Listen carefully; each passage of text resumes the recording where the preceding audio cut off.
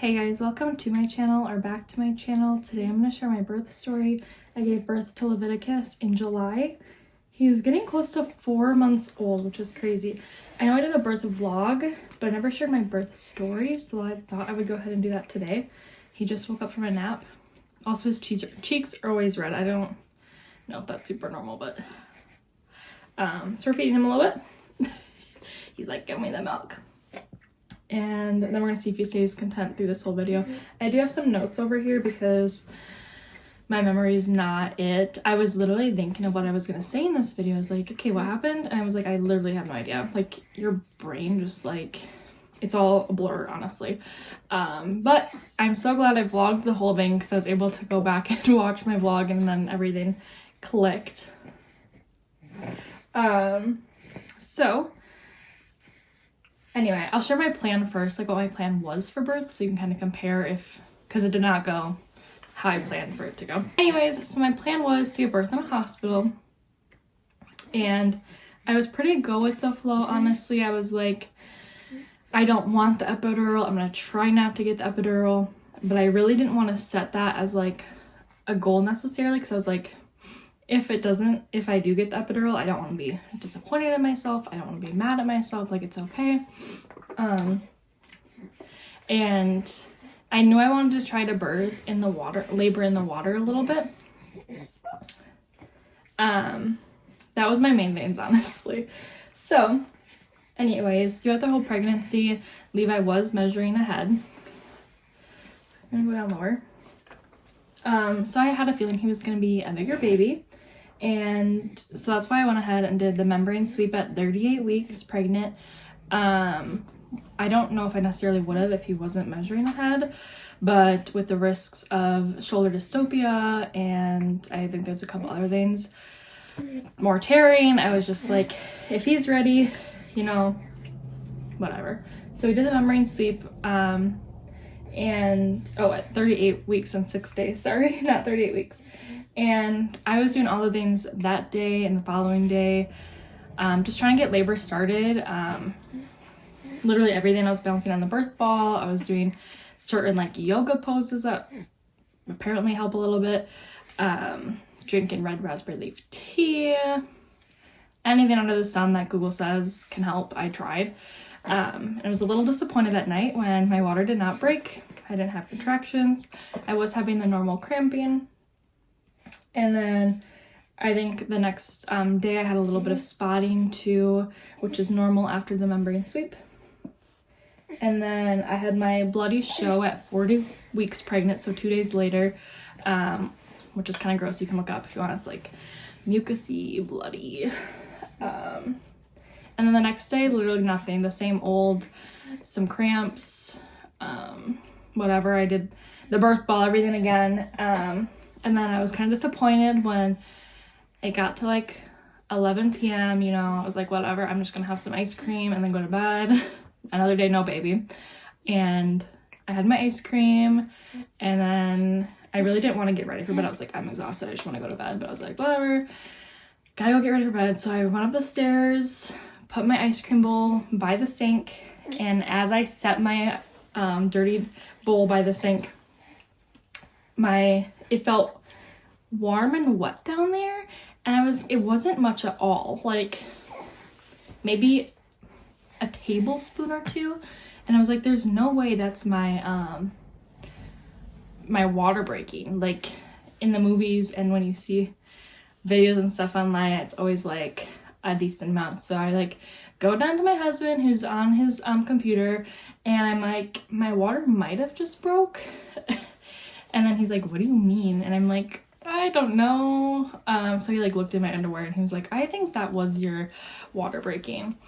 And I was still convinced in my head, like, there's no way this is actually happening. I've been waiting forever for this. Like, it's probably not. So I called the hospital and I'm like, hey, I called the birth center at the hospital. I'm like, hey, I think my water might have just broke. I think they kind of like giggled at me. Like, they're like, what?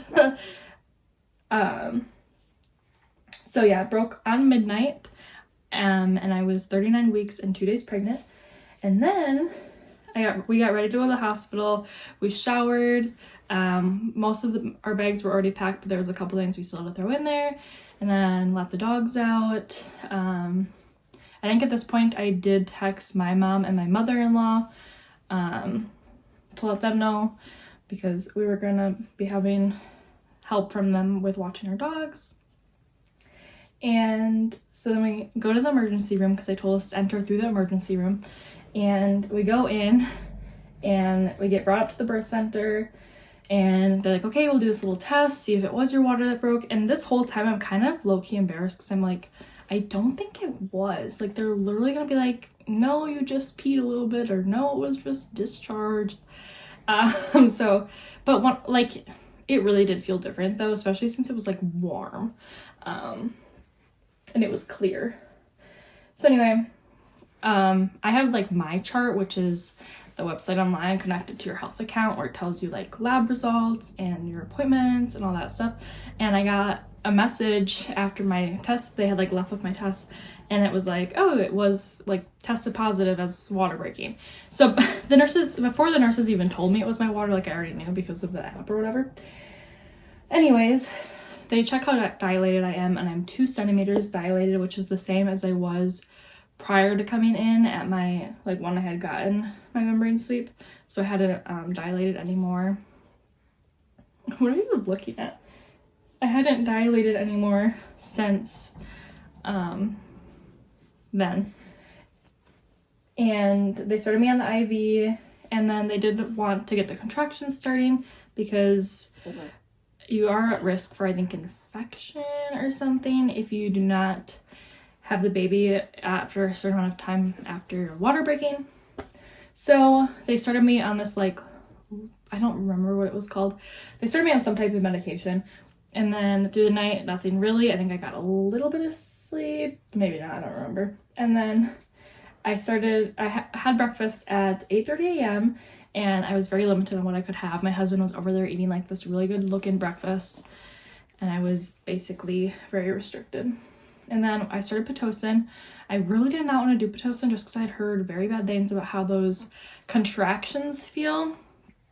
But I was like, I'd rather be in more pain and stuff, and just get this going, since obviously there's risks the longer it takes for him to come out, since my water broke. And then I was trying to stay distracted. My husband brought his laptop and we watched Friends, and I tried bouncing on the birth ball. I was so exhausted at this point already from not really sleeping the night before. And I'd stay up until midnight, of course. So even like, they were like, oh, like walk around, do this and that. And I just like had no energy. Like I tried. And then the contractions, I think, started a little before breakfast, so like 8 a.m. So most of my contractions were Pitocin contractions, which obviously I can't really compare it much to regular contractions, but man, they were very painful. I didn't realize how much you'd feel contractions in your back. I always was like Googling during pregnancy, especially at the end. I was like, what do contractions feel like? And a lot of people were like, you can't, like, they just couldn't describe it, or it does not feel like period cramps much at all to me. Like it was so different. And like I said, I don't know if everyone has like it in their back, but in my back was just awful. And then I was able to take a little bit of a nap after I started Pitocin, and then cramping all up until lunch. I ate lunch, and then I was like, okay, this is getting like really painful. Can I try? And through this whole time I'm like, can you check me? Like, how far am I? Also going into it, I kind of wanted to not know, because I didn't want to be discouraged. I was like, well, if they tell me I'm at a 3, I'm gonna be really discouraged, but whatever. I'm like side noting too much. So I started nitrous oxide to help with the pain a little after lunchtime, on the 17th. I went in right on the start of the 17th because it was right after midnight. And then they didn't check me for a while because, like, again, it's a risk for them to check me. I don't remember if it was because of an infection or something, but they really just wanted to check me as little as possible, which is probably good, because I think it would have been even worse than it was. But at 4 p.m. I was like, hey, this is horrible. I've been having Pitocin contractions for 7 hours now. And so they were like, okay, we can check you. Because I was like, If I'm like lower than a 7, I'm gonna get the epidural, I think. But you know, if I'm at a 7, I can push through. So me and my husband are like, what are our predictions for where we're at? He wants everything with the mouth. And we're both like 7. Like 7 hours of contractions. That was a 2 when I came in, which was 15 hours ago at this point. Like I have to be at a 7.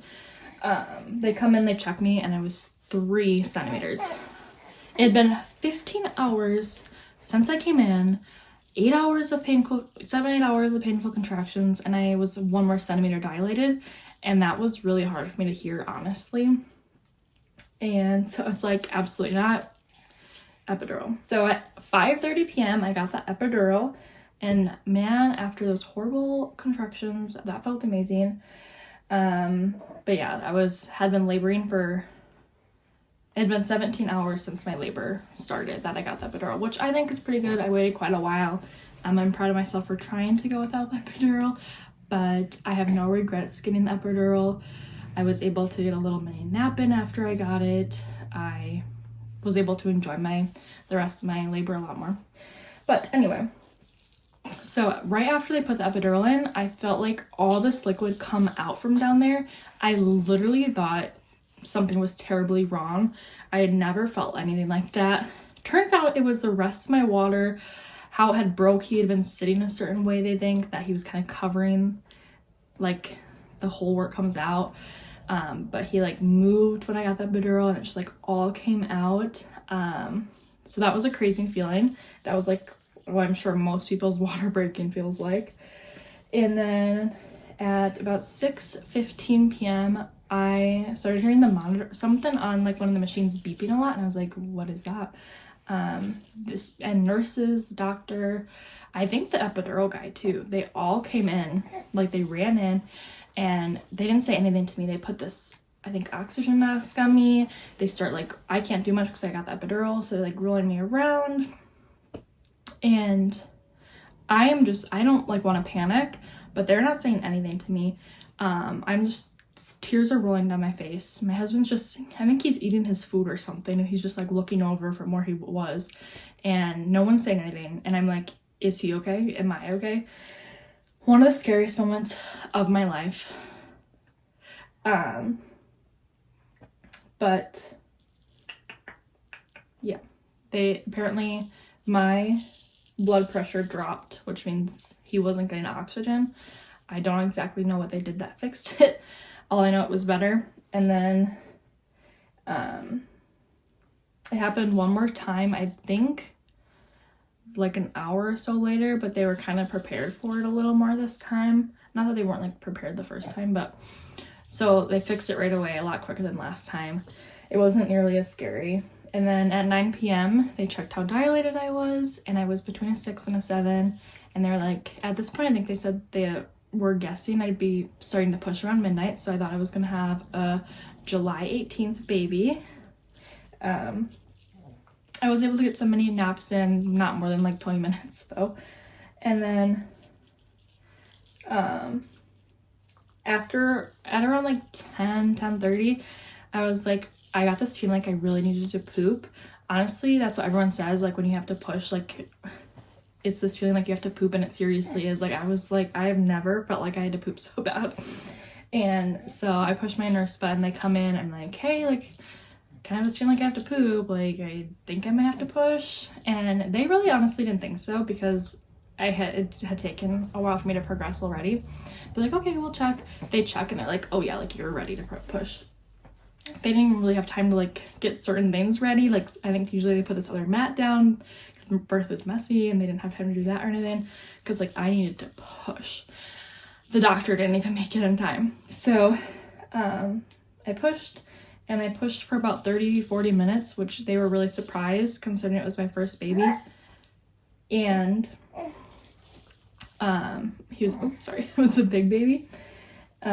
He was a big baby, but he came out at 11:28 p.m., 21 inches and 9.3 pounds. This is him now, my little chunker. I actually don't know how much he weighs. It's been a little bit since he went to the doctor. Anyways, but when he did come out, his umbilical cord was pretty short, that he, like, when they read him out, that's like immediately to the mom's chest most times, unless like something's really wrong. And so they're trying to get into my chest, and they can't like get him past my belly because it was so short. So they had to cut it immediately, which I think usually they wait like 30 minutes to cut it because they're still getting like good nutrients and stuff. But they had to cut it right away. My husband cut it, and after he cut it, and my husband also had been holding one of my legs while I was pushing, because I like had both my like legs up while pushing, and he like all of a sudden was like looking like off, and then he's like, I think I need to sit down, and I literally thought he was gonna pass out. I had never seen him like that before, and he's a police officer, and so he has dealt with lots of blood at work, but he has passed out once from his own blood. So I think it's just like a my blood, his blood thing, because he's seen a lot of blood at work, like I said, and he has never had that problem. So he had to sit down, and I just got my newborn baby put on me, and I'm like freaking out about my husband. I'm like, is he okay? Like, and the nurses obviously are all paying attention to me, and I'm like, hey, someone, like, can someone like go make sure my husband's okay? Anyways, my mother-in-law brought us Chick-fil-A and Crumble, and we don't have those near where we live. They're like an hour away, but she lives near over there, so she brought them for us. I really wanted those after having him, like as like a little reward. So I was super thankful I got that. And then I don't remember if it was that night or the next morning. I think it was that night. My blood pressure dropped again, and I already have pretty low blood pressure. I've been told. I don't really know much about what's normal, but so like I think I was like showering and I was gonna get ready for bed, but I was like, or like I was gonna do skincare and stuff, and I was like, I just need to like sit down. The nurses came in and they were like, yeah, like whatever. So I just felt off again for a little bit.